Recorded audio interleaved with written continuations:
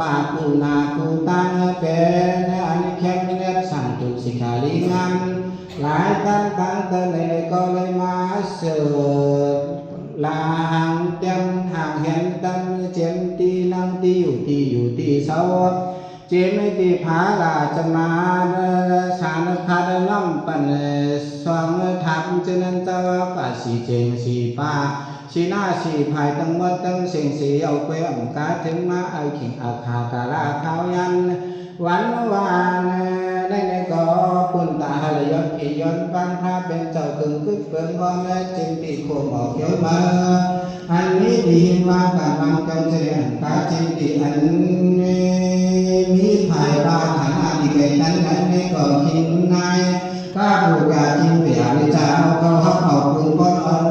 กันเอาผู้โสบันแสดงว่าหาทรงมาถึงดีวิหารการจงแต่ไก่น้ำมันตาจงสักสิทิในจิตดีฐานาหิมกันหิมเจงเช่นนั้นเจ้าว่าจิตดีคู่หมอกเขียวเมื่อต้นหมอกยาอัมกาบาจินคือปึ๊กคือเปิดห้องตาดิสนนำกันน้ำเย็นเขียนทางหังยินนากาผู้ใดศึกษากายขึ้นปีนั้นปีจุ่มกลุ่มทนเตรียมกันตีอันในเขียนต่างหังนินนากาตาเตถอกลองก็ร้องจูกงปั่นเหอปอมเพชรฉันต้นเตงย้ำจอดกดหัวคิงคำพาเป็นเจ้าอันตีปางกว่าซ้อนน้ำกันน้ำเย็นจนะจ้าว่าป่าในก็เป็นนั้นปีจุ่มกลุ่มทนเตรียมกันตีอันพาเป็นเจ้าตั้งเดตั้งเตเตเจ้าในก็สานสัตอันเหมยเยาจดทอดไปสีขาลีงามเสือทาลำเสือทาดำวางสั่งถูกสีขาเกิดป้าจินดีต้นกล้วยต้นอ้อยหน่อกล้วยหน่อไปเจริญเจ้าว่าป่าจินดีด้วยกันอย่างกังกะกาล้อมหับหลายป่าหลายป่าสีหาพบทาเจริญดังเสียงดังน้องในก็เป็นอันปีจุ่มกลุ่มทนเดินได้นะที่จุ่มกลุ่มทนเดินได้ผู้สั่งผู้จอดผู้เบิ่งผู้เราผู้เบิ่งสีขาลีงามจอดนำพาไปต่อเขาในหมอกลาดปันในสุมาว่านาดีกันเมื่อในให้เป็นวันอันยอนปียอนปังพาเป็นเจ้าข้าปฏิบัติฐานะจงสนนั้นว่าเจอในที่ข้าเติมในการไปต่อเขา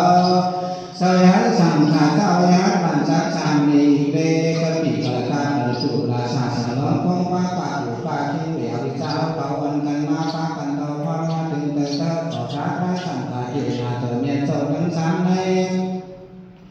บุญตาหลยอนปียอนนุบังถ้าเป็นเจ้าป่าสนนำกันน้ำเย็นในถึงในยามเดียวกันไปต่อเขาตั้งกังกังจิตทุกต่างสายพันมาผ่านมือสิ้นเดียวยุยงต่างข้าสิมจังฟังตัวอยู่สินับยามกุมมุมันเอาพระรักษาสาเดียนาตัวเมียเจ้าทั้งสามป่าสีอันนำพาเรต่อเขาเลยมานิยมดูเว้นไหมผ้าเดิมกันคำเหมือนกาลากระถิงขิงเดิน12นั่นให้เลยย้อนเจล้นกดจำผ้าเดิมกันคำสีขาดีงามเสียวอันถูกเลยปังอันจำปังกว่าเลยอันเป็นสามทุกโกดอกคิงคำผ้าเป็นเจ้าอังกาคือปาแต่เปสาดอกพระเป็นเจ้าเลยอาจารย์ในยันตึงตึกเติงหอมจึงนั้นจะว่าป่าอันจำปังป่าอันถูกเลยปังป่าฐานะที่ในจงต่อจงว่าจงว่านั่นแหละสามที่ตั้งฐานะกองงูกองนั่นแหละสามที่ตั้งฐานะจงสิบนั่นแหละสังที่ตั้งฐานะจงพระพิริกานั่นแหละสามที่ตั้งฐานะจงสั่งหวังนั่นแหละสามอันตั้ง